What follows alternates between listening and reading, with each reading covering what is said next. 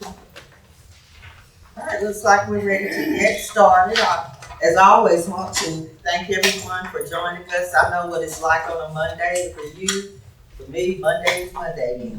But we are committed and dedicated to supporting the work of the African American Equity Restoration Task Force.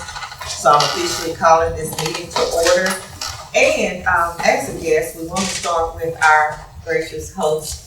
And I'd like our new president and CEO of the Knoxville Area Urban League to come and extend us welcome. Anywhere. There's no house. So anywhere you want. Well, thank you everyone and welcome to the Knoxville Area Urban League. I'm not sure the last time you might have been here, but glad to have you back tonight for such a very important meeting. We have a gala coming up next week and I hope to see many of you there. This is our largest fundraiser that helps support the operations of the Urban League. And since I've been here in such a short time, there's so many community partners that want to see what else we can do in the near future. So I'm excited about that, and I'm excited to be here tonight. I've already had the opportunity to meet our lovely mayor, and I'm glad that she's here in the house with us tonight. But I just want to extend my fullest hospitality and support for your meeting, and I hope you enjoy yourselves here. You know where the facilities are, we have water and everything else like that, but welcome, and thank you. Thank you.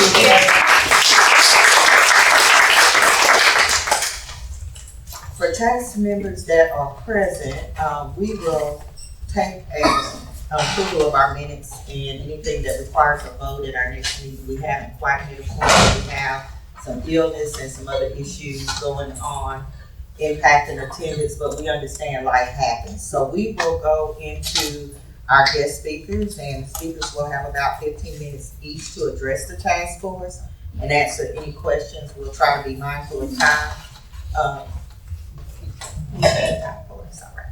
All right, so let's start with Mayor India Kincaid. Thank you. Yeah, thank you. Thanks. You want me to stand or sit? You know, how do you feel comfortable? Okay. Well, since I'm best in the task force, I'll just sit up here and that's fine. And turn around if there's questions as needed. I'm going to first ask Cheryl to hand out the one-page. Unless you already did you? No. Cheryl Ball is the Chief Policy Officer. She's been our lead on the sales tax referendum from the city's perspective. And this one page, double-sided sheet, sort of is the summary of this initiative. So I know you have a full agenda. So first, let me start by saying thank you all for volunteering your time to participate in this task force. It's come a long way in the last 4 years, and it's hard work to organize and persist and to do the grind to make these changes that have been centuries in the making to try to restore that. So I just want to put hats off to you all. I'm proud of your work. It's glad that the city's support. So. I just want to give you a little context. This pie chart on the top left is just the context of where we currently are. The current sales tax rate in the city is 9.25%. 7% of that, the blue part, goes directly to the state of Tennessee. The orange part is the current local sales tax, and the gray part is the amount we're proposing to increase it. It's a half cent. So the total amount would go from 9.25 to 9.75%. In case you're wondering, this is not a radical new idea. If you look to the map to the right, you'll see all those counties in orange. Their voters were already asked, and they approved raising it to the maximum allowed by state law, which is at 2.75. So our friends in Blount, Sevier, Jefferson, Granger, and Anderson County already did this many years ago. I think Blount County did it in 2014, Sevier in 2010. Granger County voters did this back in 1994. So this isn't a new idea, it's not a radical thing. In fact, this map just provides some counties in East Tennessee, but across the state, out of the 95 counties, 60-something, the majority their voters have already done this. So obviously raising taxes is not something anybody does lightly. So I want to share with you why we are doing this, what we are what if it passes, what we spend the money on. So that's where this neighborhood investment plan comes in, and it's been adopted by the city council. And so first and foremost, sidewalks, particularly sidewalks near schools. And we have when we first unveiled this, so sidewalks, parks, greenways, facilities. The facilities means, like one of them is the E.B. Davidson Center, which is getting, I can't remember, new HVAC, a roof, or gym floors, just things that our community relies on, our community centers, our fire halls, to keep them safe, to have really affordable childcare, to have summer programs, in the case of E.B. Davidson, an in-skip pool, to have swimming, indoor and outdoor. Those things are expensive to maintain, so this would add to the facilities of that. But when we unveiled this proposal back in May, the first response we got was, okay, I like those things, but where exactly will they be? They're all gonna go in this part of town that we don't live in. And so we heard that, and we put together the neighborhood specific plan. So every district in the city gets an equitable portion of those funds. And it's not just sidewalks, say in the 6th district. We specifically have a map saying sidewalks in the Saramore Green parental responsibility zone on these streets. So here's an example. Thank you, Cheryl. And we'll share all this. This is the District 6 plan. So Boys Bridge Pike near Brooks Avenue. Boys Bridge Pike near Border Street. College Street near Geralman, that's near Beaumont, that's in the Beaumont PRZ. Austin, and then Castle Street near Wilson Avenue. So you get the idea, and I just mentioned this District 6 ones because that's where we're meeting today. But there's that level of specificity for all 6 districts. And I know many of you are familiar with it. Some of you have been in the schools, or as parents, or as teachers, or educators. Within a certain distance, Knox County Schools does not provide lessons. And so families have to transport them there, or the kids walk on their own. And we've had, just one school, Little Springs Middle School, 6 children have been hit by cars on their walk to and from school. Fortunately, none of those children were seriously injured, but we don't want to have that happen. And so, this is one way to address those safety concerns. So in addition to the sidewalks, parks, greenways, and facilities, we would spend the rest of the money towards paving. We'd be able to pave 15 more miles. We currently pave almost 40 miles of city streets per year. This would allow us to add 15 miles, is that right? 36 miles currently. That would allow us to go up to 51. 15 more miles. And then again, the city streets, it's not 640, it's not I-40, it's not state routes, but it is city streets. Traffic calming, speeding is a big concern throughout the city. And then the really huge investment would be into affordable housing. $10 million for affordable housing that would go into the Affordable Housing Development Fund, which is before council tomorrow to just specifically add that trigger amendments of the money would go into that. We've had a great track record of success with that Affordable Housing Fund. For every $1 city taxpayers put in, private investors, private partners put in 15. So a 1 to 15 return. And just since I've taken office, we have helped create almost 3,000 new affordable homes in the city. We are growing, and rents and cost of housing is still increasing way faster than people's incomes. So increasing the supply of affordable housing is going to help everybody: custodians, teachers, police officers, firefighters, tradespeople, young people just trying to find their first apartment, older people on a fixed income, healthcare workers. Everybody's familiar with our housing crisis. So that those are the investments that will be funded if this passes. And I wanted to say, it's a half cent. So a half cent is a nickel on $10. It's 50 cents on $100. There's a lot of different ways to think about it. So, so that raises, since so many people shop in Knoxville but do not live here, that small half cent increase will generate an estimated $47 million a year. So that's the power of this. We're able to, let's turn over to the back. Who pays the sales tax? Who pays is everybody who shops in Knoxville. And there are a lot more people who shop in our city than who live here. You've seen the increase in tourism.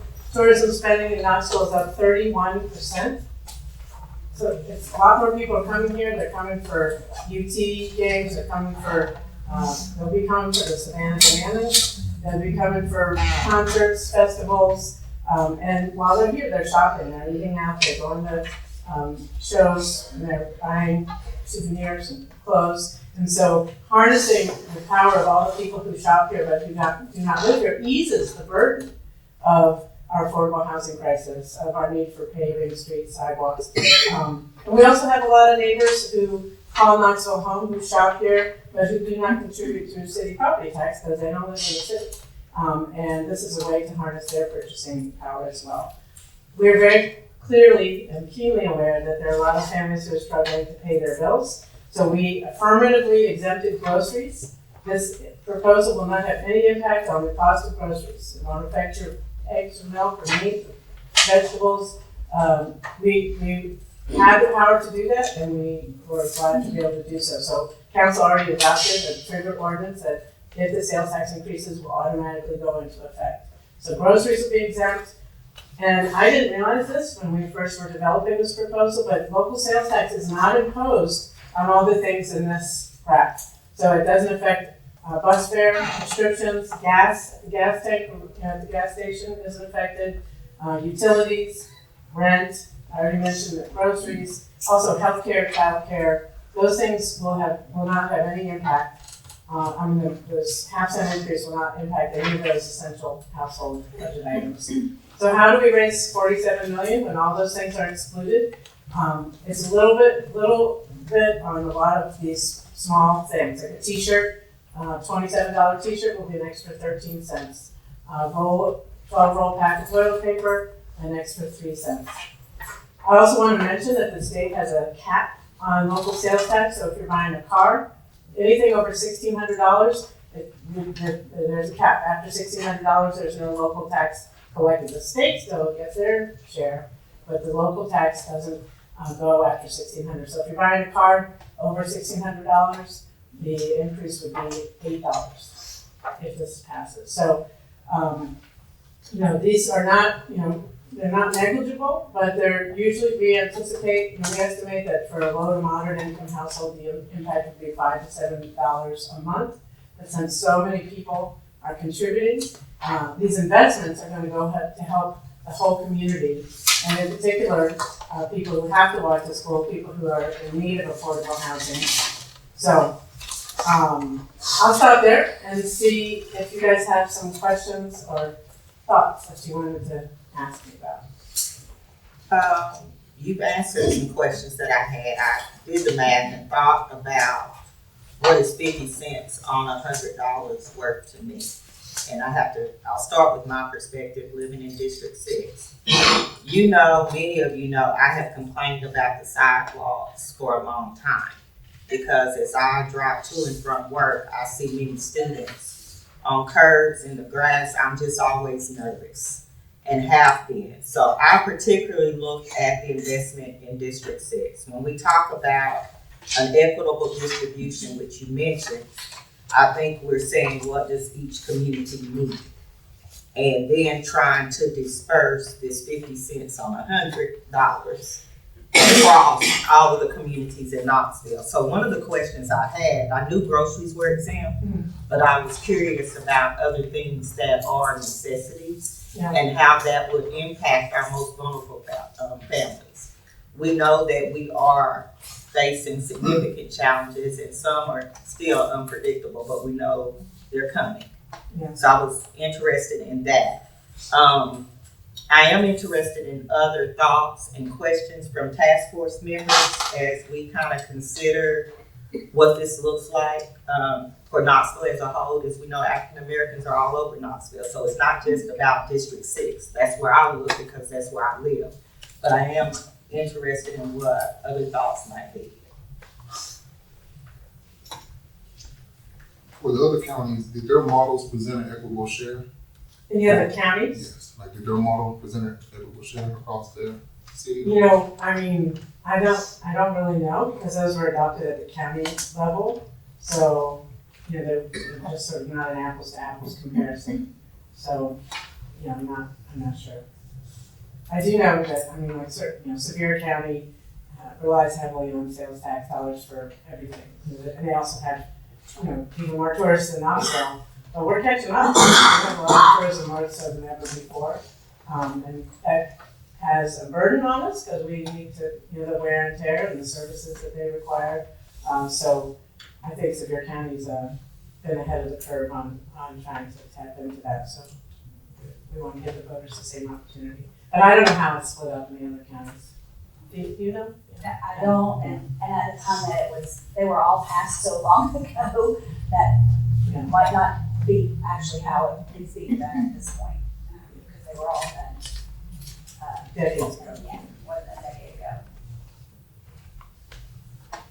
I do have all of the district sheets to the plan that you were making. And all of these are available on the city website That's why. in PDF, and just look at it or you can print it out. And we also have maps of where the sidewalks and greenway projects would be going in the first 5 years. Okay. 2 minutes left for questions.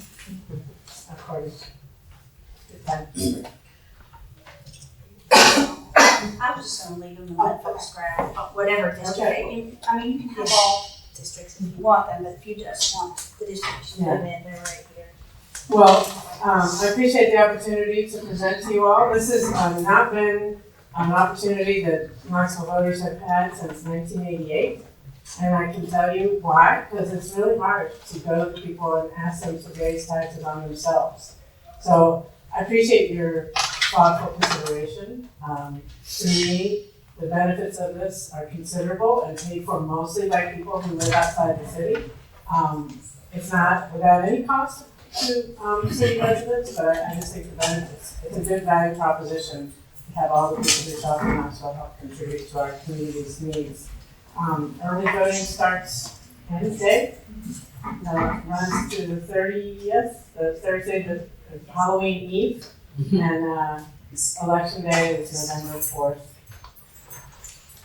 Can I ask a quick question? Because I saw when it was, I saw it on Facebook or with the city, and I was reading all the comments, and so many people were very concerned about raising the taxes. I was just curious to know like, how are you providing information to educate? Well, if you look on social media, you think this was dead on arrival. But most of those people don't live in the city, don't vote in the city, which is what I suspect, because as Commissioner Rawls can tell you, we have a team of people out knocking on doors. I say that because I actually knocked on his door this weekend. He lives in this neighborhood, and when you knock on doors and talk to city voters, he wouldn't come to the door. I don't know why. You know what?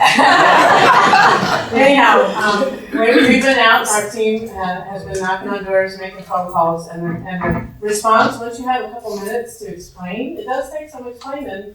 But then once you do, most people are nodding and say like, yes, we have to pay for things if we want these things. And then they see what's exempt and they see that it's paid for by a huge pool of people, not just the tiny group of city of Knoxville residents. We're the economic center and the entertainment and cultural and jobs and healthcare center of East Tennessee. But only city residents can pay if it's through property tax. So I'll tell you just the average support rate that we get when we're talking to voters is over 80%. So, we'll see. We can't talk to every single person, but you can help if you want to share accurate information with people. An informed voter is our most likely to support it, is my view. Okay. Everything is on the city's website, if you just go and type in local option. And I'll share, for the task force, obviously, we're gonna look through the lens of equity and primarily how that would impact, not the Knoxville as a whole, but African American citizens and what their challenges have been.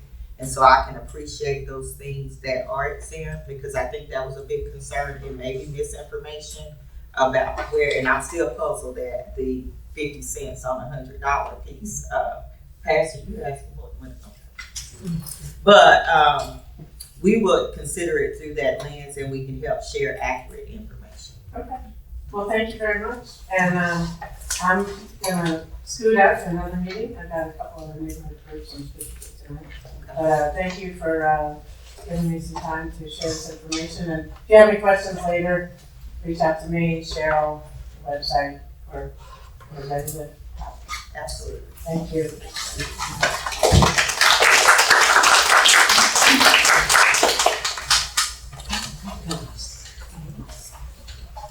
Now I have some other friends here this evening, Amy Nolan and Lauren Longmire from the Knoxville Chamber. How are you? We're good, we're good. We missed the 15-minute part though, in the notes, so.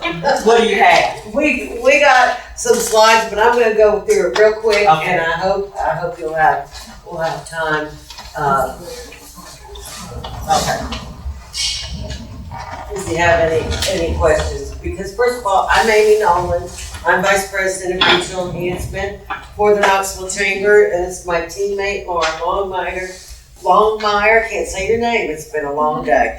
Vice President of Economic Development. And so I want to start out by telling you a little bit who the chamber is, because we have the saying, if you've seen one chamber, you've seen one chamber, right? And we really kind of had a metamorphosis past 6 years, created a new strategic plan, really honed into the fact that our role is an economic prosperity organization.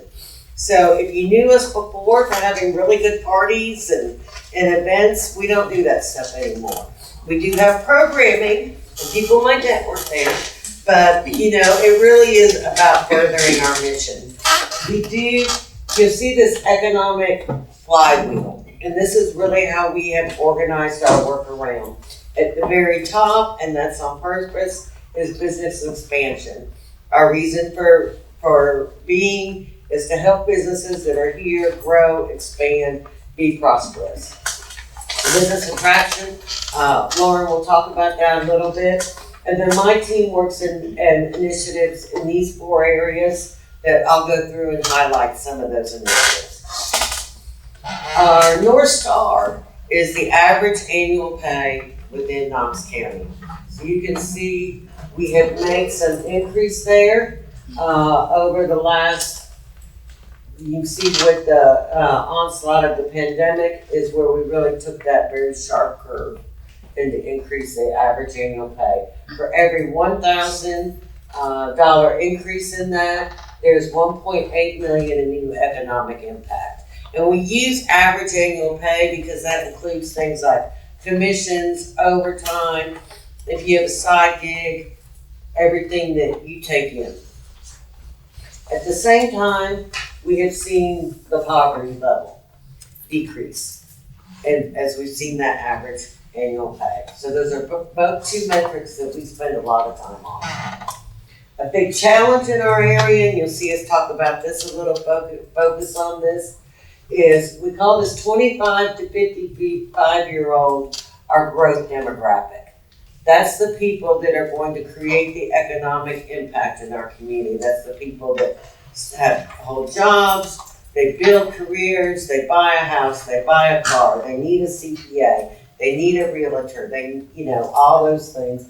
That's really what we're calling our growth demographic. And you can see there where that line's really flat. When you talk about everybody's coming to Knoxville, unfortunately, those people are pretty old. And that's one of the reasons why we've seen the cost of living increase, and particularly in housing.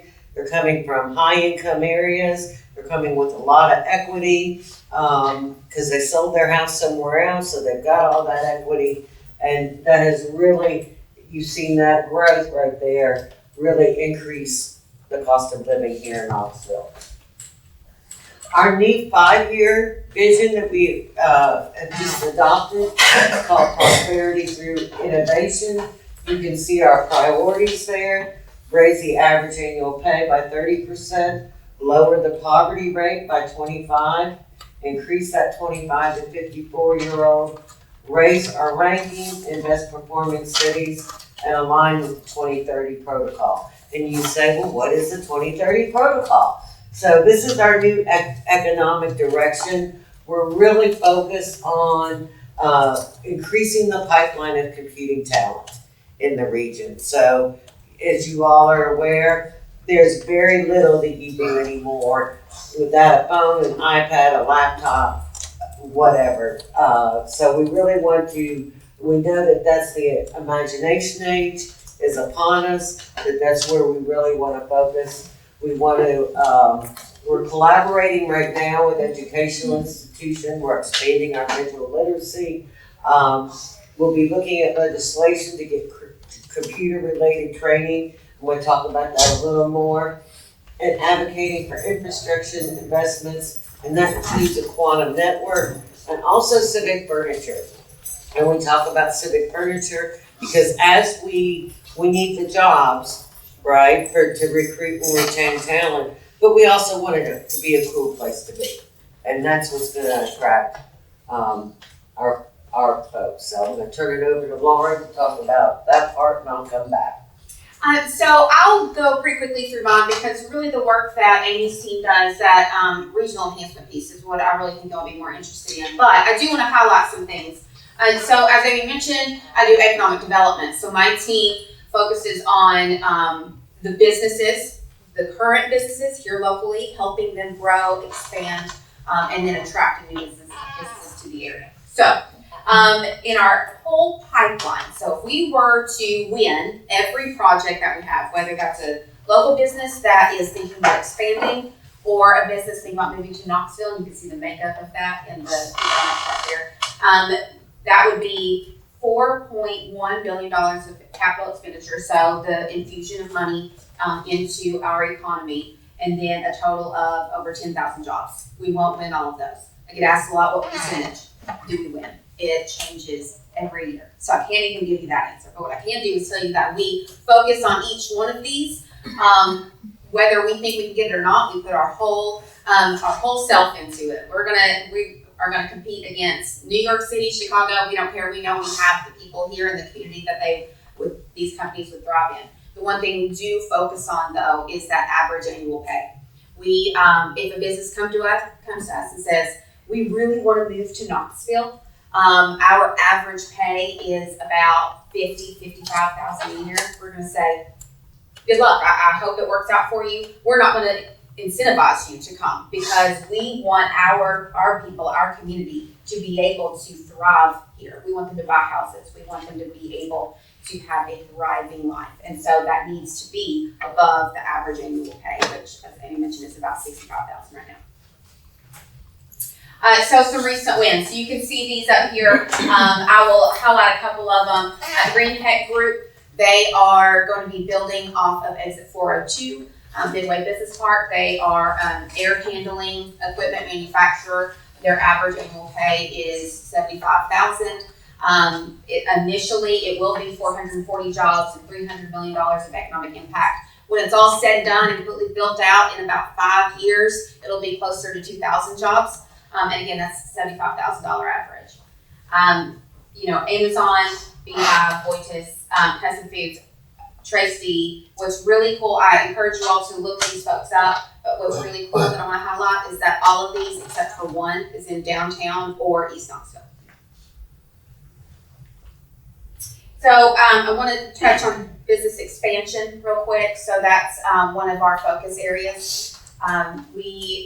When our team goes out and talks to local existing business, we talk about how we have an in-house research specialist. If you need information, we can help you get that. We can help you build relationships with local vendors.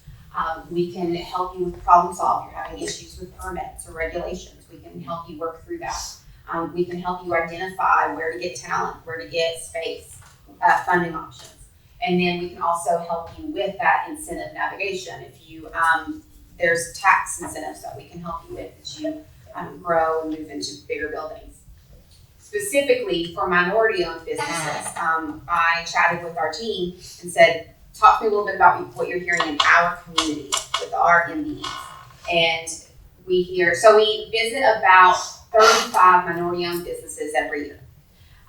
Our top concerns that we're hearing from our local minority-owned businesses is access to capital. So that can be startup funding, finding favorable loan terms, a lack of collateral or credit history, having the tools necessary to grow their businesses. So that can be finding affordable real estate. It can be having the equipment that they need if they have a lawn care business. They can't do anymore until they buy another lawnmower, that kind of thing.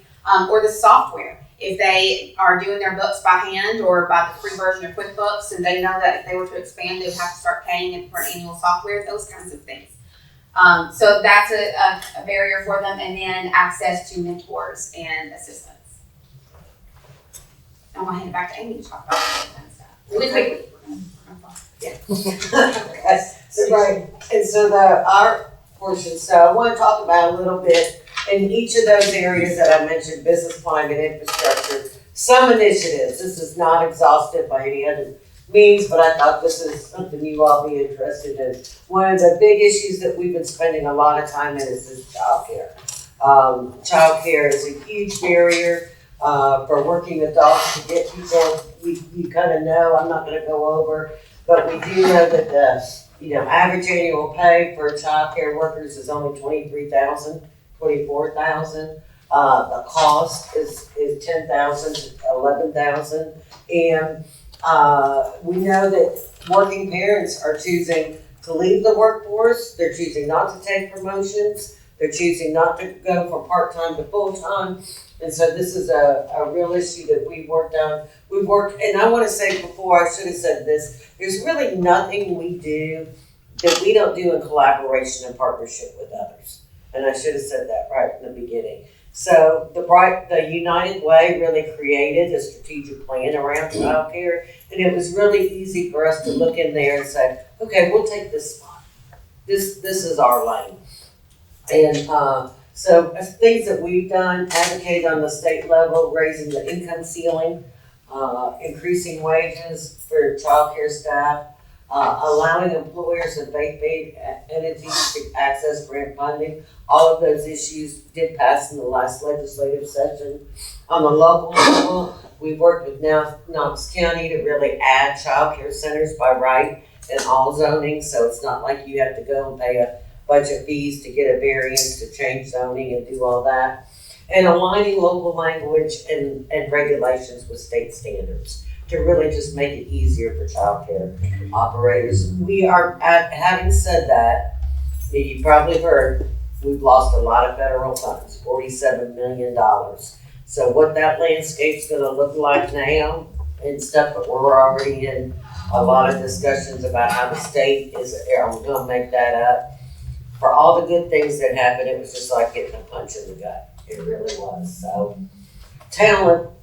In the talent arena, we've been a founding partner and implementation team and a steering committee member of the 865 academies. Well, and one of the impetus among just getting all is to have some equitable career awareness, exploration, and training across all high schools.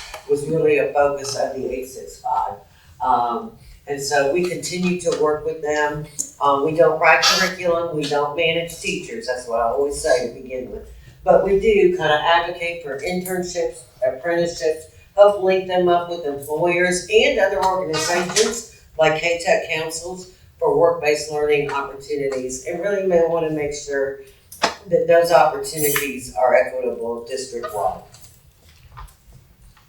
Enox, this is one of our hidden gems. We actually operate a digital literacy program that's been very successful. We piloted it in 2022. We have a 15-week training curriculum. We have access to devices, and we have received state broadband funds to provide basic computer skills training and free laptops to Knox County residents who qualify. And you can see the income guidelines are pretty generous there, 300% above.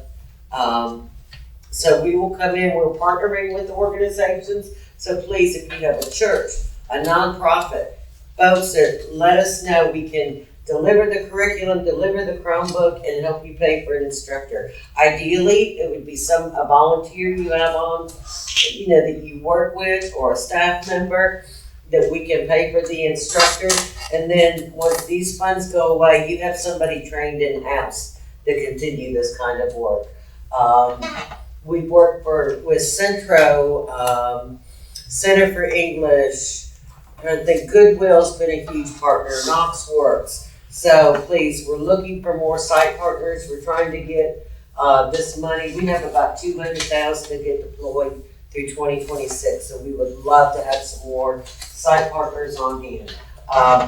Again, the site partners who has the clients. So we don't bring the clients, but we work with a trusted site partner who already is working with clients. And they'll learn everything from how to conduct a job search, how to do a resume, how to access Knox County School, Canvas and Blackboard and all those things, which is really difficult. I had to do that for my grandkids, and that's not easy. So anyway, please contact me if you'd be interested in this. Talent retention, one of the things we know is we need more internships in town.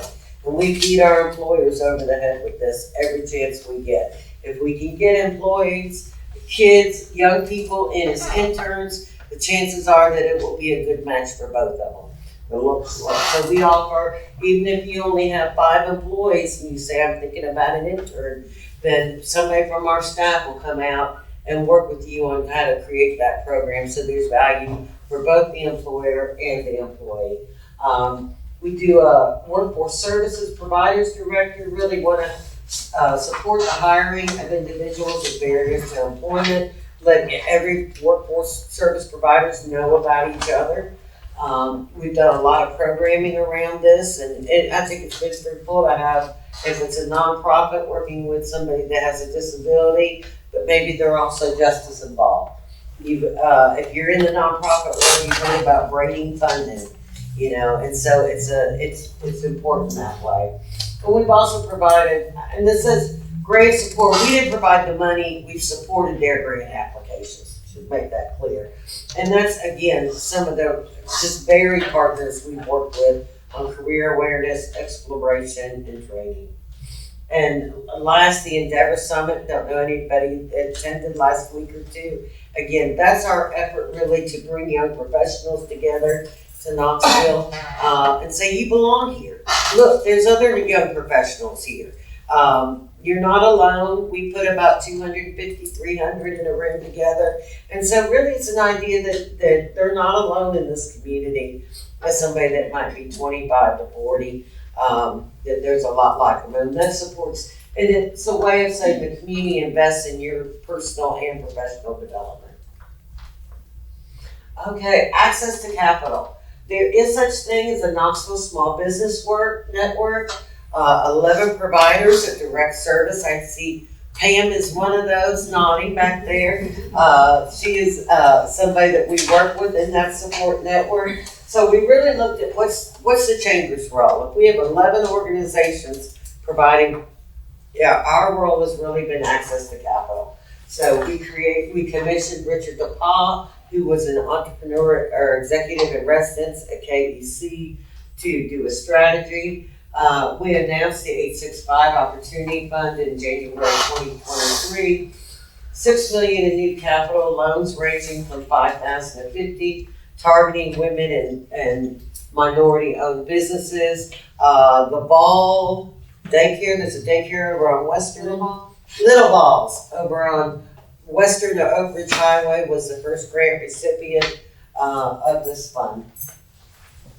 It's not been without challenges, and again, this is access to capital. I think will continue to be an issue that we work on, and kind of what those challenges would be. We found out that when they get the application abandon rate, when you start asking about the finances, business and personal tax records, they quit filling out the application right there. It's really shown the need for financial education and business coaching. Pathway Learning has stepped up and assigned 2 counselors to this area. Again, they're looking for partnerships. They've worked through United Way and Real Good Kitchen, delivering some education material, which is really good because they can go take them right from education right into the loan application. So, and there's also too much competition from online and payday lenders. It's too easy to watch TV one night and it's this really persuasive online lender that says, we'll tell you tomorrow that you've got it. And it just seems so quick and easy, and people get really trapped into high interest loans, with no that. And we did it. And I'm happy to field, Lauren and I are both happy to field questions. Question for your opportunity, A65 Opportunity Fund, when you are requesting people's underwriting information from like their previous 2 years, 3 years, or? It is actually operated from Pathway Lending, and I believe they do 1 year. Yeah. The idea is this will be before people are ready to go. They're not quite bank ready. So it's that, and they'll work with folks on that. It's just a matter of, do they have a separate business tax form? A separate, are they filing their taxes as a business versus into their personal? That becomes one drawback right there. But they'll go a little lower on the credit score, they'll go a little easier, and they'll do some just in belief too. As long as people are candid with their finances and where that's going. Any other questions? All right, thank you all.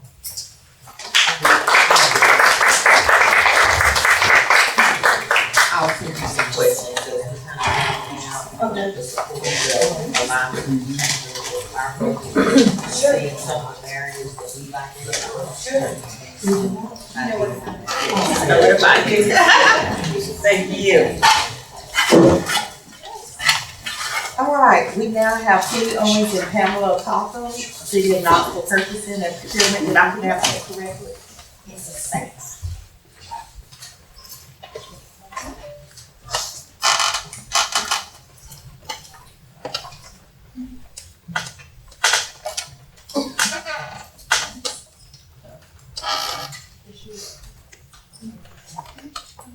You guys need a clicker? No, got one. Came prepared. But maybe not the 15 minutes, so I'm gonna have to talk super fast. That's okay, I can do that. Believe me, Penny. Get it. Hate to do this. Thank you all for letting us be here tonight. So I'm Penny Owens, purchasing agent, and I'm real happy to talk to you about our program. So we do have a supplier outreach program that we've had going on for 25 years at the City of Knoxville. It does reside in our purchasing division. And Pamela, of course, leads our supplier outreach program office, and Louise also works with her. So we're a small but mighty team when it comes to this. So we really appreciate you letting us be here. We are one of probably a handful, or maybe 2 hands in the state of programs like ours. So it's a little unique. But we get calls from all over the country. Actually, Pamela has done a great job leading this program, and so we get a lot of calls about, hey, how do you do this, and how are you getting around that? And so it's really good. It's a really good program, and we're really proud of what we do with that. I think we were asked specifically to kind of give you all an update on the disparity study. So just to kind of give you where we were, where we started. We're, about 3.5 years into this process at this point. So we hired Miller 3, they're a consulting firm out of Atlanta, who did our disparity study for us, and they're actually the first company that ever did a disparity study. So they had a lot of good experience. They looked at our spend for the fiscal years of 17 through 21. Keep in mind that last year and 3 months was a rough time. They also did policies and procedures review, and then they did a lot of internal interviews with our internal folks, but also with our external stakeholders. And just so you're aware, the study actually kind of goes through and has to determine if you actually do have disparities in your spend with minority and women-owned and small businesses, and also makes recommendations for improvements to our program. And then if they do find disparities, it can potentially give you the legal standing to do race and or gender conscious efforts in your programs. Once all other measures have been exhausted. Yes, yeah, there's a caveat on that. So the results kind of, what we got out of that, it really provided us with what our true availability is. they do look at, they gave us kind of the market availability, and that's all the businesses that are out there in the city of Knoxville. But not all of those are necessarily ready, willing, or even able to work with the city. So they really kind of honed into that to determine what our true availability was. They of course went through all of our spend and provided our utilization. We've been tracking that for years, but it was an interesting process to go through because they had different ways to do it, and so we've had to kind of change how we do things. Came back with about 30 plus recommendations, some really tiny, some massive. And top things really were reducing barriers. We just heard kind of some of the barriers that we hear about from minority-owned companies. Improving and formalizing our relationships and partnerships. So Amy and Lauren just set me up perfectly for that. I'm excited about that. And developing an inclusive procurement environment. We're real good at that in our office. We think about it every day. Not everybody that buys something at the city necessarily does that. So we'll talk a little, we've run into some challenges this year. January became kind of interesting. I guess is the best way to say that. There were a couple of pieces of legislation that went through this year, just dismantling DEI programs in the state. We just got word last week, federal DOT, has completely disbanded their DBE program. They're even saying that anybody that's already certified will have to recertify. And the guidance is very unclear. Yeah, we're like, what does that mean? Yes, so, yes. So, and that's, yes, that of course flows down to TDOT. We also got word last week. Right now, our TDOT contracts, so we get a lot of, I shouldn't say a lot, but we do get funding from TDOT to do sidewalks, road paving, things of that nature, anything kind of related to the roadways. And so typically those contracts, when we get them, have a DBE goal in them that we have to attempt to meet with our contractors. And they said as of last week that there will not be any DBE goals in forthcoming contracts, at least for the near future. So, there's been concerns with losing grant funds.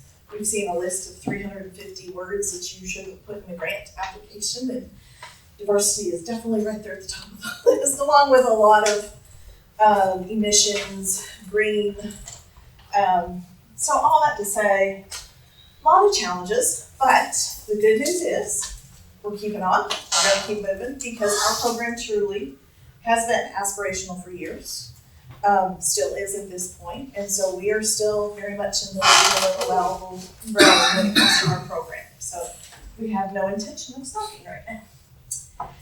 I won't read all of these to you. I did want to share kind of a quick recap of kind of some of the summary of recommendations.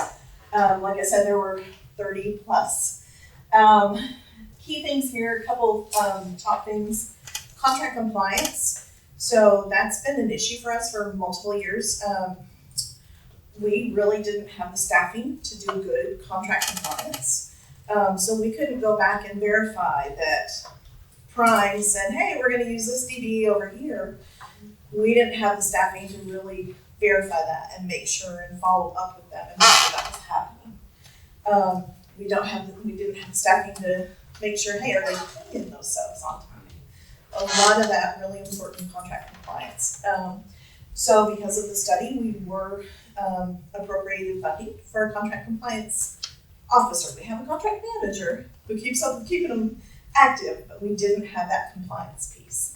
So we were actually able to promote one of the folks in our group, and she is working on that diligently as we speak. So she's about to go on maternity leave, so we'll lose her for a couple weeks, but we'll keep up what she's working on. Another piece of that was that we don't have a formal supplier performance program. So common thing that would happen end of the month or at the end of the year comes with a contract that has options to renew, and the department would say, "No, we don't want to renew." We're like, "Oh, wait, stop! What?" This is the first we've heard of that. So again, with our contract compliance officer, she is working on. She's doing it manually right now, getting out there with some contracts we have that are active and trying to get ahead of, hey, how are things going? doing outreach both to the contractor and say, hey, how's it going on your side? And then also internally, because I will tell you, as a former contract manager, I've spent those days at the table going, okay, contractor, yeah, you need to work on this. City, we're not doing this well. So we're really hoping that will help us really get a true picture and get ahead of problems. So if there is a problem, we can help that contractor and be like, hey, let us help you with that. Another thing on here, kind of that forecasting. We're pretty good at getting forecasting out on the big projects. Hopefully most of you know we do an annual business breakfast that has a big turnout, and we share like all the big upcoming projects for the next fiscal year, right after the budget is awarded. What we're still struggling with, but we're making strides, is that small dollar spend. So our departments are empowered to spend up to $12,500 without competition. And so it's really tough for us sometimes to get the word out to contractors or suppliers and say, hey, we're about to buy a bunch of weed eaters, or, we've got to get a bunch of supplies over here. So we're really working with the departments, meeting more often, trying to get their input on what that looks like so that we can get those types of notifications out and so people are aware of those opportunities. And for small business, that's huge. Yeah. $12,500 in that discretionary spend, so we really It's want huge. to try to be more proactive with our departments to get them to open up their window, their vision of what vendors are out there. So that's a big part of what small business is. Go on to the next one real quick. This first one up here, establishing formalized partnerships with our municipal financial technical advisors. So that's where Amy and Lauren just set me up really well, because one of the big things a huge recommendation that came out of the study was that we do need to formalize. We work informally with them all the time. We work informally with KEC, with the Urban League, several agencies, Centro, but to really formalize that. So we're looking to build a true formal partnership with all those organizations because they have the strengths that we don't. You'll see one of the recommendations, I think, is the joint venture and the mentor protege program that they just mentioned. I would love to be a mentor, but I've never owned my own business. So I'm not probably the person that a small business wants to talk to. So we really need those partnerships with these organizations that have those core competencies that can help them build their business plan, that can help them find that access to capital. We've built some resources to kind of point them in those directions, but we want to grow that and really be able to point that out. And I think we need to develop a clearer pathway. Yes. Who is the contact for these services? Because I think that's a missing piece that our small businesses and voting businesses don't know, especially when I'm out in the community. I want to do this, but I don't know who to call. Well, honey, come on, let's connect with these people. I love that advocacy and that connecting piece that I do. So that's a big piece of that. There's a few other things on here, and we'll kind of talk about when we get into, because next we'll talk to you kind of about where we're at and how we've been doing. So as I mentioned, we have kind of put together some direct, kind of pointing towards resources on our webpage, and we're actually in the process of updating our webpage. It's very wordy right now, and it drives me crazy. Where is that? So we're putting some simpler paths to get to all the different places on there. Some simple FAQs. One of the biggest questions we get, how do I register to do business with the city of Knoxville? And then how do I get to everybody else?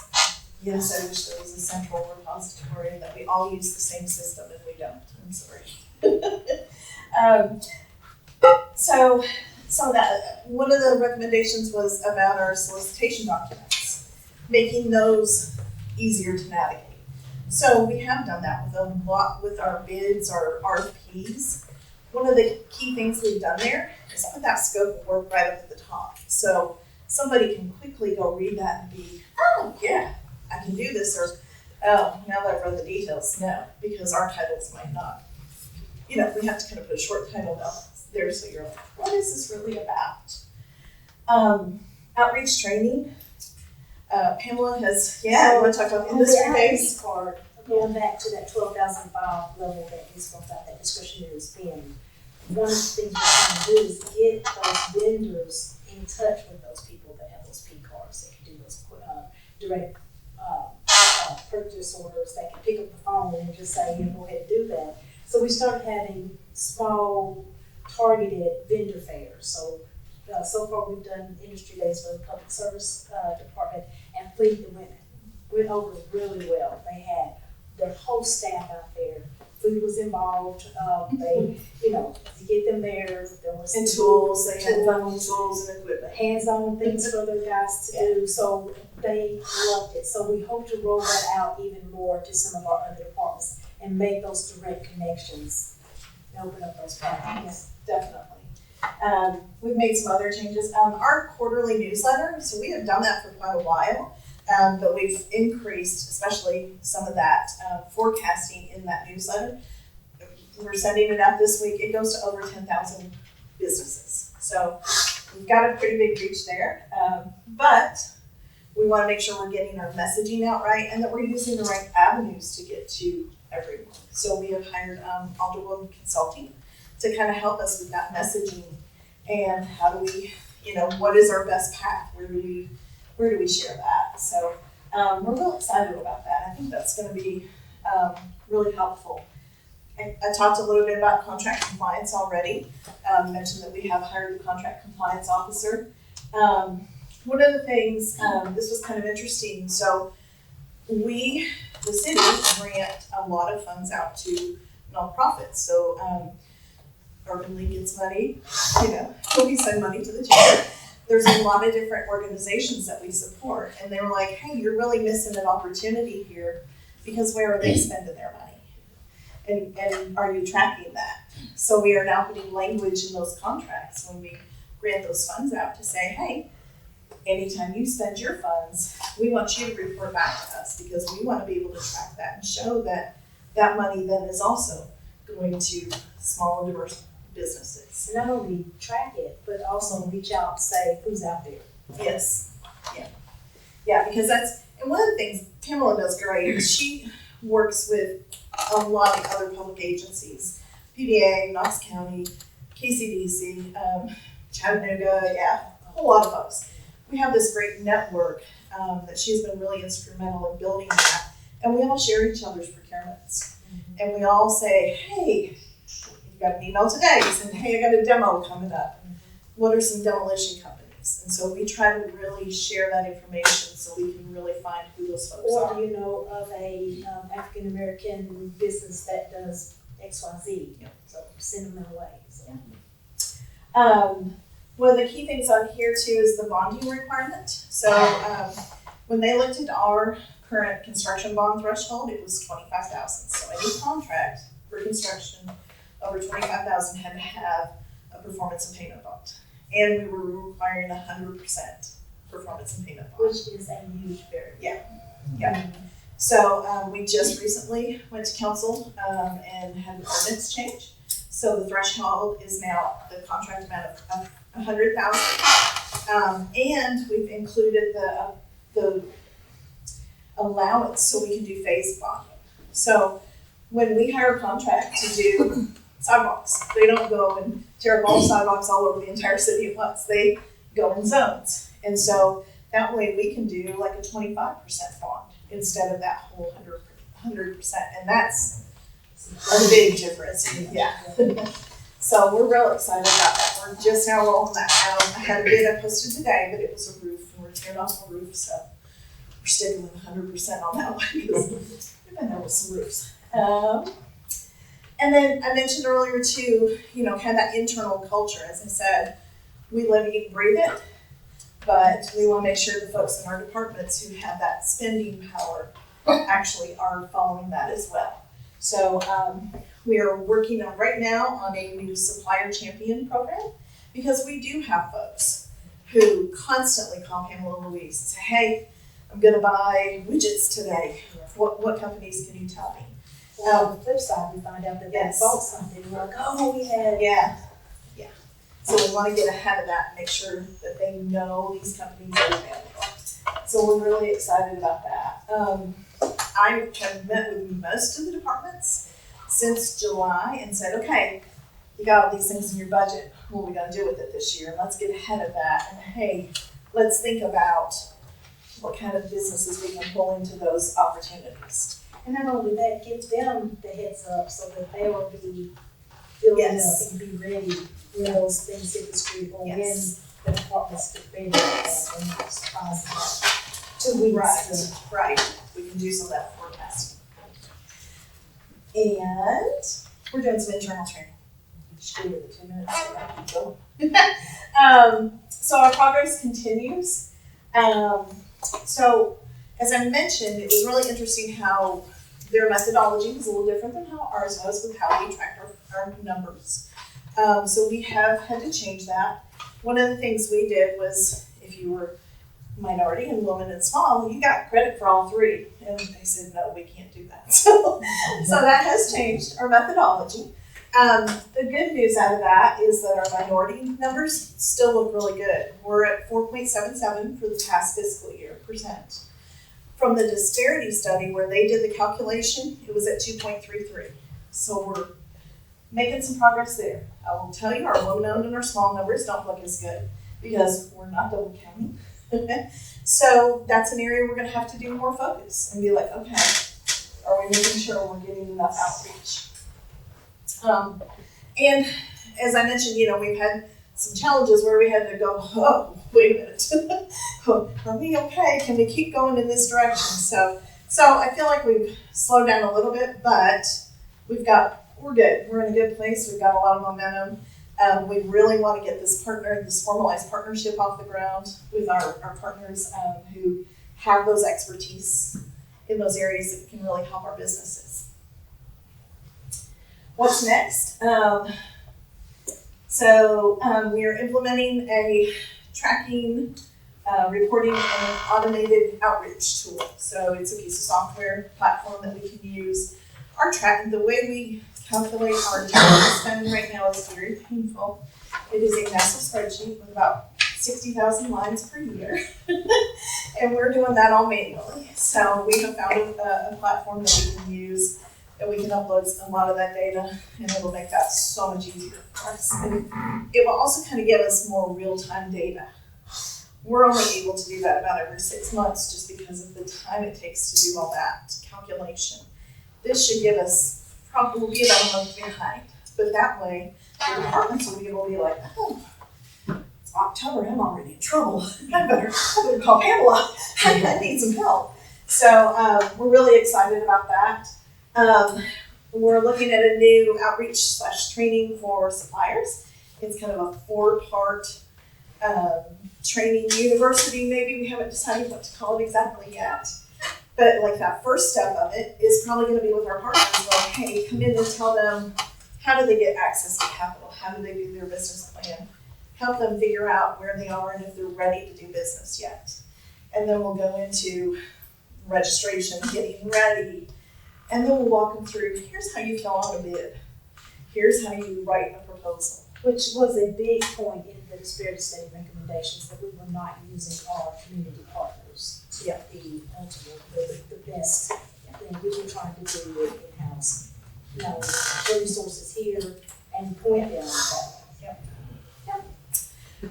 And we're working on, as I mentioned, more outreach and working on our payment process. We have actually done some work with the city about improving what it looks like for the supplier to submit their payment. We've pushed a lot of folks towards doing the ACH payments so they get paid quicker. But we need to work on our internal process too, and we have a big ERP system update coming that we hope will help with that as well. All right. I think I went over my 2 minutes. I could probably talk for hours, as you can tell. Yeah. Anybody else have questions? Don't make me feel Now, you mentioned a little bit about the discretionary spending in the different departments and we're all familiar with the disparity study. Are you partnering with any organizations like Urban League as far as trying to bring those numbers or access to local vendors and specifically minority and different organizations to try to bring those numbers up. So as Penny mentioned, beginning in January of this year, things kind of changed. We were in the process of getting ready to start implementation of some of the things, changes that we wanted to make. And of course, we kind of had to fall back and wait for things to figure out what the landscape, the political landscape was gonna be like.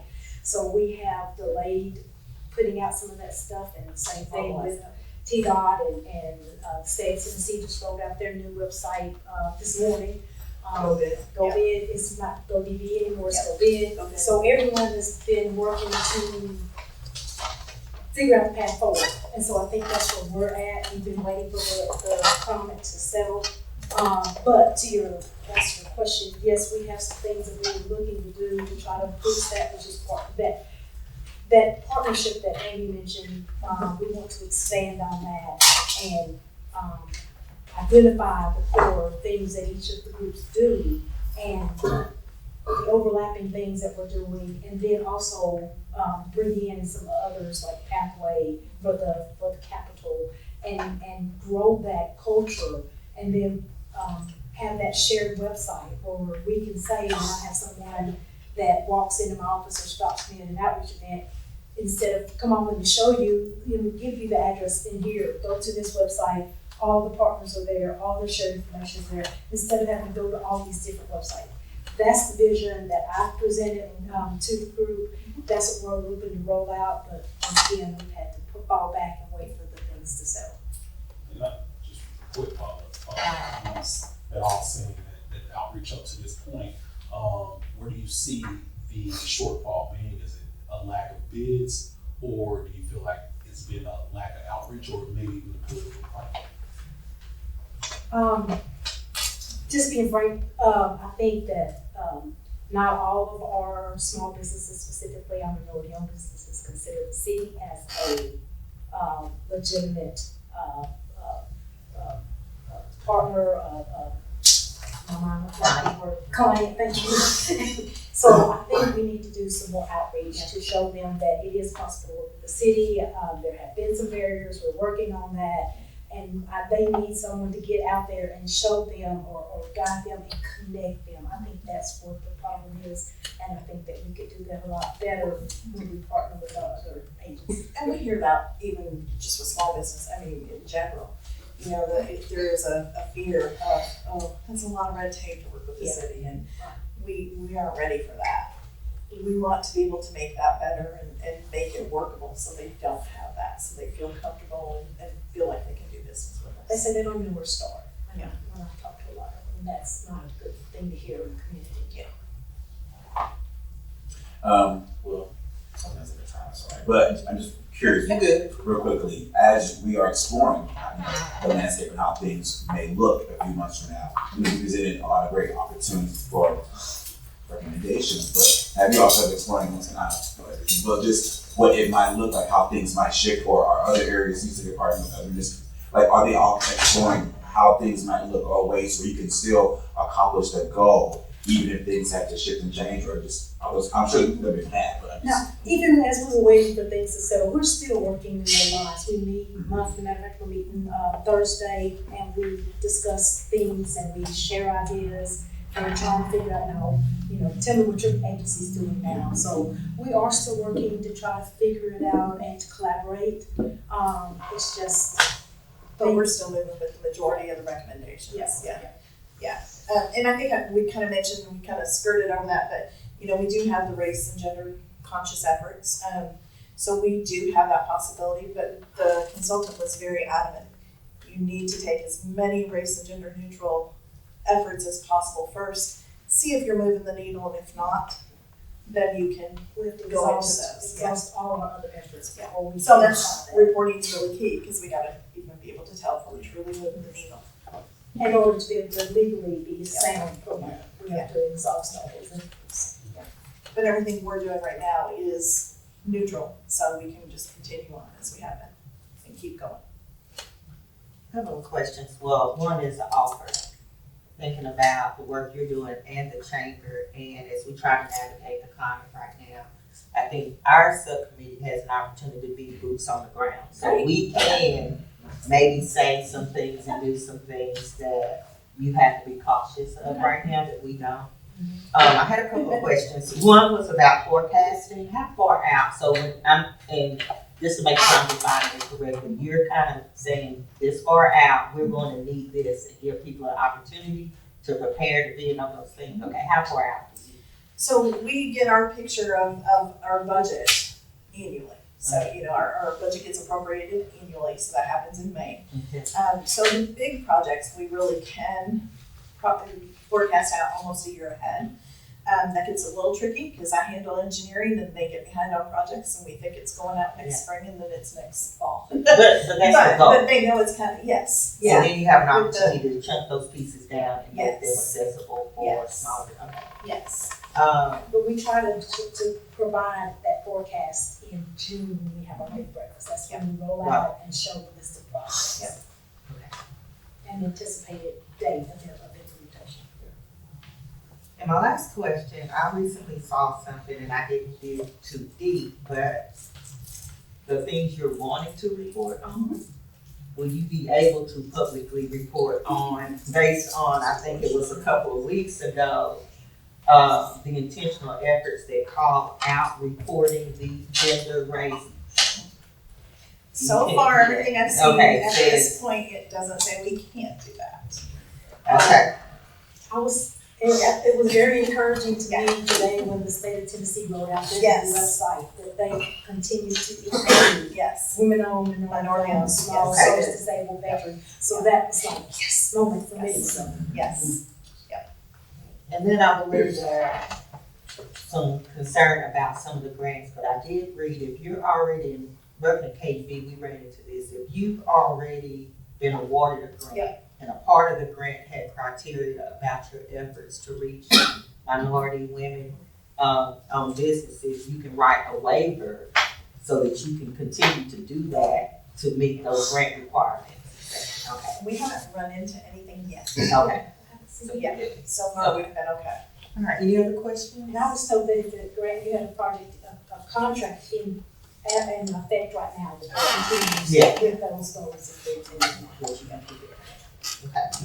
Any other questions? Congratulations on the increase. I think Thank you. 2.3 to 4.7. You are happy projecting goals in 2027. We're still working on those at the moment. We're trying to figure out which ends up some days, Thank you though. Thank you all very much. We really appreciate you all letting us talk to you.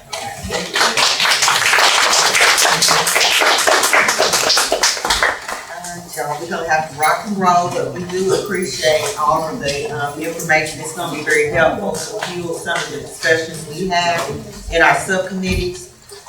Without taking a lot of time, I think, Dee Dee, you have a staff report about our. Good job.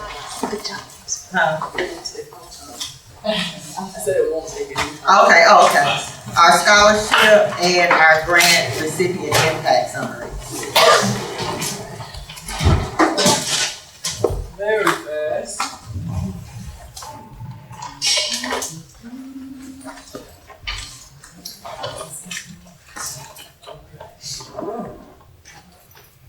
Alright, so we did a scholarship with the Urban League's National Honors Achievers. These are the 5 winners that they chose. They had to write an essay, grade 4 average, meet geographic and financial component, and then Dr. Shanderson was the one, and the council were the ones who told them that they were the winner. They sent them a letter, and they mailed their award of $1,000 to their college directly. So these were their 5 winners. They were announced last week, like the kids found out last week. And then, yes. Do the winners know the source of their scholarship? Yes, so in the letter that was made, Dr. Shanderson made sure to include our partnership to the letter home to the parents, and then, so they know. And then as far as our last grant cycle, this is a real big screen. This isn't the typical impact report that I would do, but this is what we can do when I have 10 days. And they all turned in their numbers. So as far as numbers of hours served for this past grant cycle, 2,143. Number of people served, 1,089. And then so we gave out 150,000. And each of these categories are the main 4 that we asked for our grant recipients to report back to us for. And so here we are. That is, and it's not as beautiful as I normally would make it. I promise you'll have a more beautiful one. But out of all of our dollars, I really like that this is I would say a few percent more. We served more people and it did more hours of service this grant cycle versus the past. And last grant cycle, we did 17 organizations, and this time we only did 10. So I think that's really cool that we still have a great impact with our grant dollars, and still are able to really do some great things at East Knoxville. Oh, and then as far as our grant cycle that I just spoke about going forward, our grant cycle opens November 3rd, runs until December 3rd. And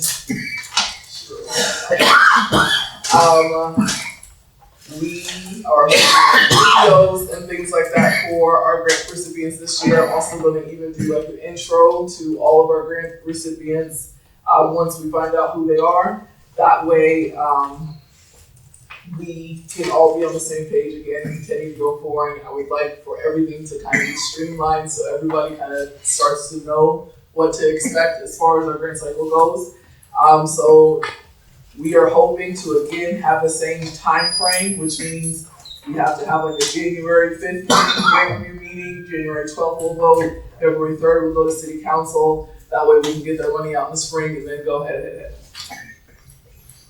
So, thank you.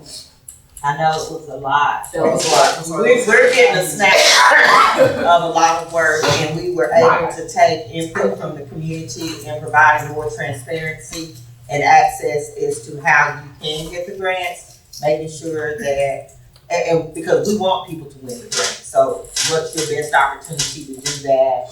Who's won? How is that money being spent? And those types of things. So, any questions? May the public ask questions or not? At the end. Did you write it down? Okay, thank you. All right. So really quickly, our subcommittees had an opportunity to meet in lieu of staff reports. And I am just so very proud of the homework and the research that each subcommittee has contributed to our overall goals. I think we're at the action plan stage. So first, obviously, there was research, looking at disparities, what's current, and then coming back with what's our top 2 or 3, and now moving toward the action plan. What I'm proposing tonight, based on some questions that I've had, and I'm making an effort to get public feedback for each of our buckets: education, home ownership, economic empowerment, health equity. Starting with education, I received a lot, but one of the things we can move on right now is so we have our subcommittees, a youth division. So if we could here and formalize a way to create a youth advocacy group or a youth subcommittee so that youth that are facing the particular challenges, and it's twofold, obviously we'll be able to equip them to be our leaders next. But we also want to hear about their challenges and barriers. I want to make sure that we do not leave them out of the equation. So however that needs to happen, if I can make a motion to, well, I probably can't make one tonight. Well, I mean, I don't think you necessarily need one, it's just a suggestion. I mean, not say it's not. All right, so I we will. I hear you. I hear you. So we will add to our subcommittees that use, what we will need to do then is make recommendations and recruit you for that opportunity. So we'll talk about how to do that. Do we have a quorum? We do now. So let's go back and we can take roll call, please. Sean Southwood, Deborah Porter, Dr. Mary DePaul, Tanisha Baker, Stella Bridgman, Wayne McKenzie, Vincent Jones Jr., Anderson Olds, Here. Brandon Harden, Present. Dr. Pickett, Present. and Dave Miller. That's your All right. Can I go ahead and get a motion for approval of the minutes? So moved. Second. All in favor? Aye. Perfect. All right, I'm trying to fast forward a little bit. We have some events coming up and we typically try to support events that truly are in alignment or tied to African American, whether it's history, progress, any of those things that fit. So the next thing would be the January event of our MLK sponsorship, and I will need a motion. Typically, we have provided an amount up to $500, but I do need a motion to continue that support. And so the motion is to an amount up to $500 in support of the MLK ad and event in January. I move to support. You can say something. So, all in favor? All right.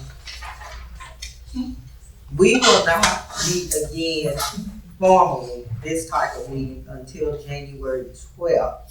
So is there anything that we need to discuss or consider between now and then? Now, what I will do is send out community events in our presence, whether it's Winter Wonderland or whatever we're having around the community, so that we can support it. I know some of us are trying to get the faith and blue here in a little bit, but we'll get that out. But anything we need to discuss prior to the January 12th that we might need to vote on? Yeah, specifically, dollar.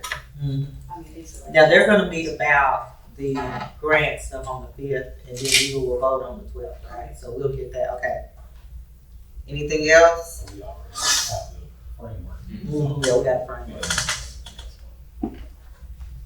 Okay, and then we will set our amount for sponsorships during the next fiscal year. I'm going to kind of pause this for a second. So I'm not sure of our budget as far as grant. Now, last year we allotted $150,000. Do we have that same? Okay, well, then that's up. So are we in agreement? I'll go ahead and entertain a motion. Can we go ahead and give out $150,000? I know I was going to give it all away as far as I'm concerned. We good? So somebody, all in favor?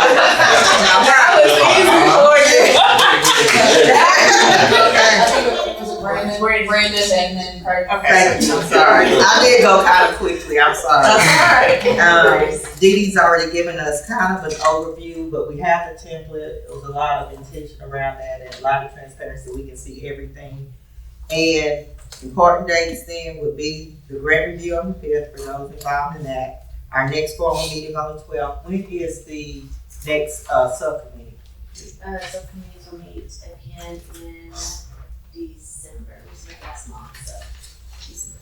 All right. So let's go ahead. If someone make a note of the December meeting. Yeah. So when we start next year, we can have a youth group on board and welcome them at the beginning of the year. So we have them now till January essentially, but I like to get it together before then. And then of course February 3rd we'll present all that to City Council. Tentatively. Huh? Tentatively. Fingers crossed. Fingers crossed. Don't. All right. Black Legislative Summit is November the 8th, and that's going to be in Nashville. And so we will kind of figure out logistics and attendance to that. But I will say it is so important for us to sit at as many tables as possible and glean information from others who are doing similar work. The tentative sessions this year: gun violence, education, healthcare, women's healthcare, and economic development. And so last year, I know Dr. Cato and Pastor Jones, you all went, and McKinney went. And so if anyone is interested in attending, let Tiffany know ASAP. Please. All right, so now it is time for announcements. Any announcements from the group? All right, and although I believe, oh, you have one. Okay, you wanna pass it out there, Shanti? I'm just gonna take them back there. Okay. Typically, so this runs, much like a, committee for the city, but I know there are questions, so I'm just gonna waive that part, whether you signed up or not. Do we have any other announcements from the committee? Okay, ma'am, you had, a question. Can you just give us your name and zip code? Crystal Flat 37950. My question is, what's the total amount of grant funding paid out since the inception of this task force? And where may I find that information? Sure, okay, so we were able to finally pull together an annual report. Is it on the City of Knox websites? Yeah. So that'll have everything up to now. This past cycle, we gave out right under 150, so 149,000 some odd dollars, and we're gonna continue to do that as long as those funds are available. But there is an annual report that kind of tells you where all the money and impact we've had to this money. Thank you. That's it? That's it. Yes. Love your shirt. It's perfect. Back to cultural center. Yeah. All right, well then, if that completes our business, then I'll move, I can't move. I'll take a motion to adjourn. So, do we have public forum? I didn't have anyone sign up, but did you have? and they told us that we didn't have to sign up. Oh, okay, what's it? Yeah. Oh, okay. You got something? Yes. So I wanted to bring a statement and a question. Okay. So I want to share with this organization a wonderful phenomenon that is occurring concerning Chihuahua Park. For the first time in decades, people are feeling like they have been heard. There is an intergenerational collaboration as seniors are sharing their memories of the old days of the park, and others are sharing ideas of things they want to see. New ideas that have never been part of programming before. Even children are sharing ideas. People want the park gates open and they want to reserve and use the space. We are many voices, all wanting the same thing. Places to gather, have fun, make memories with families and friends. There is much work to do as we work to develop what we have not been able to have for decades. A public park open and usable for everyone. It will take everyone, including old and new organizations, working together to ensure the dreams of the people manifesting into a park that is on the same level and standard of other city parks. People are visioning and dreaming, using their voices in ways they have never felt they could do before. And what is so beautiful about it is that the conversations are positive and future focused. So it is in that vein of positivity that I use this time at this public forum to ask, what is the focus of the African American Equity Restoration Task Force as it pertains to Chihuahua Park, as it aligns with the task force mission statement? Sure. Thank you. I'll take that one. I'll take it carefully. Let's say that. When you speak of Chihuahua Park, and when we consider Chihuahua Park, we consider Chihuahua Park as the section that was designated the park. And so I think there's been some missteps and miscommunication along the way when I talk about Midway and someone else is talking about Chihuahua Park when we look at the map. So that's one thing. For us as a task force, being the word equity, we really operate through the lens of what is needed. And so in defining that, I understand the desire to have, well, when we say, I do have a question, clarifying question, that we want access to public parks. Are we in agreement that we do have some access to public parks? No, just not that one? Is that what we're saying? Let me be clear on, Okay. my understanding of a forum is that there's not a discussion. And we brought a question to you all. You want me to answer it? I want everyone to think about it as a whole, from all the different people that are on this group, and then come back and answer, because you didn't know what my question was. So I'm coming and asking you all, I'm leaving the information. Oh, so you don't want us to answer it now? No, You're that's leaving what I it, said. okay. Right, that's the question we're asking of this equity task force. To Okay. let us know going forward, now that things have changed, what is your focus? So that's all we did. Oh, okay. I didn't come for an answer tonight. I came to bring the question that is being asked about the task force.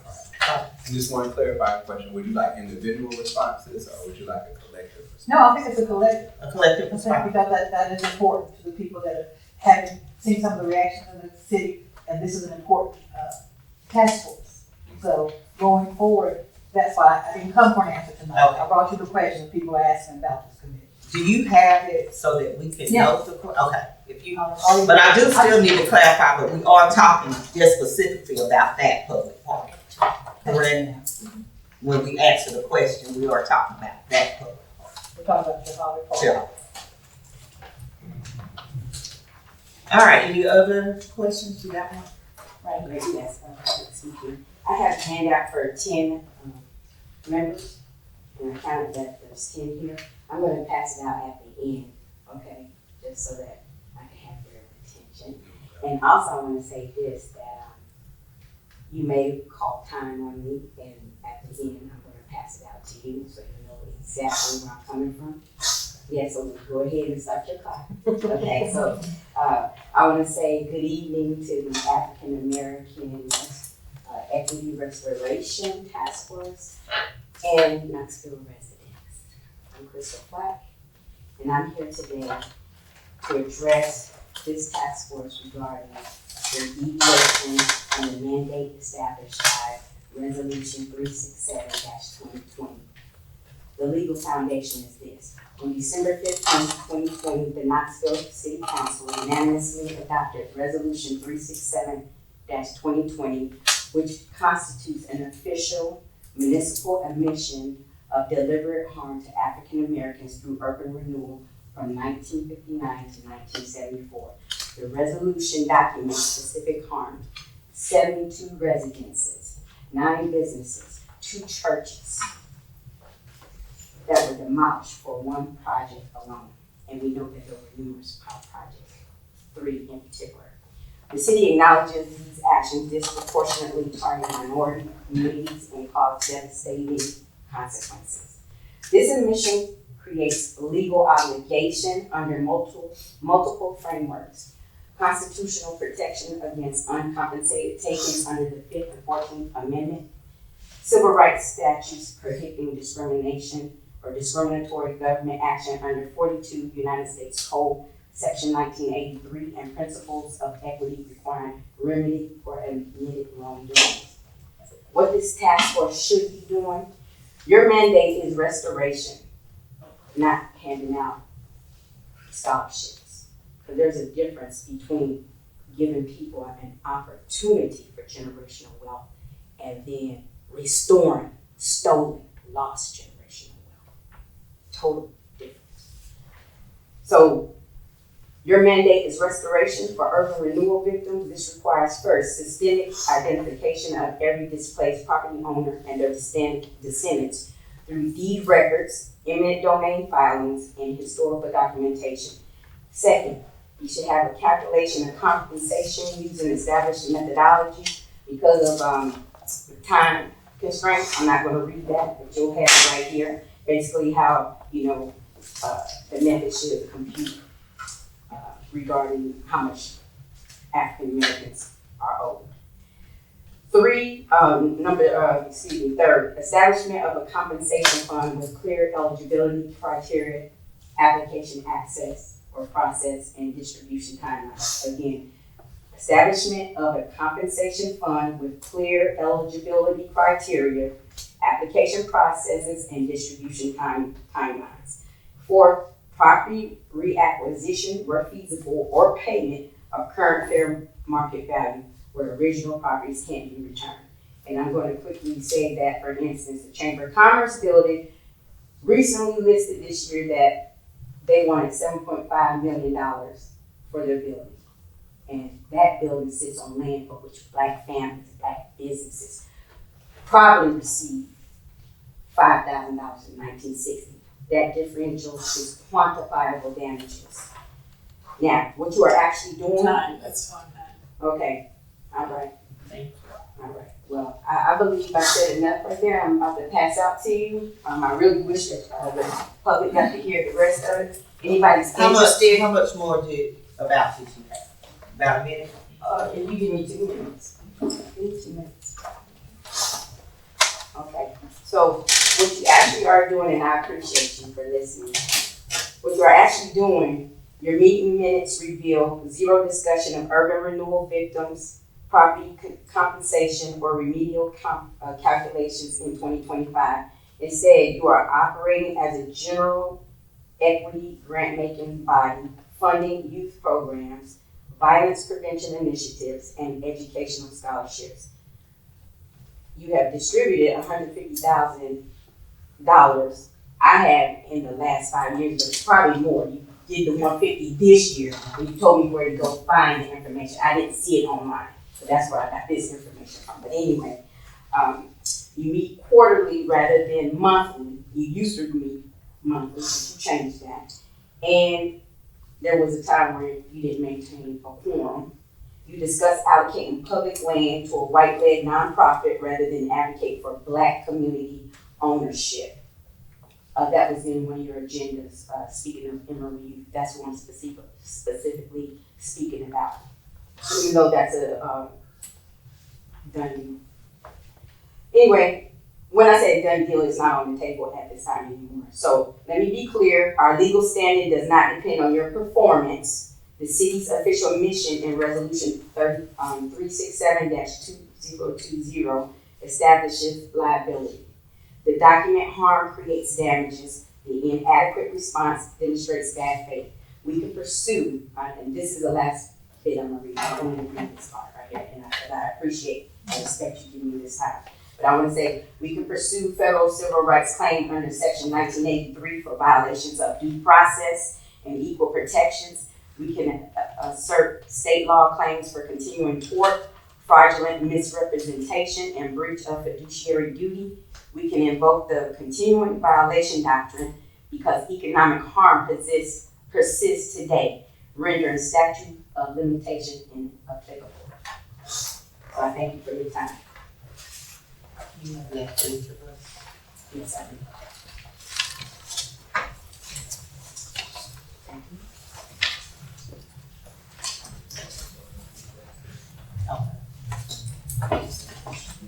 So obviously we're gonna need to, when we hear, and I'm looking at really retribution versus restoration, but also needing to understand the legal obligation that was mentioned under the statute 367-2020.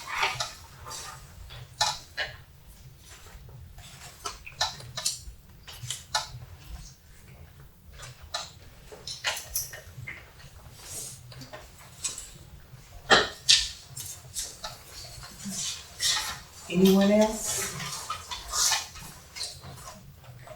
Alright, now, a motion to adjourn.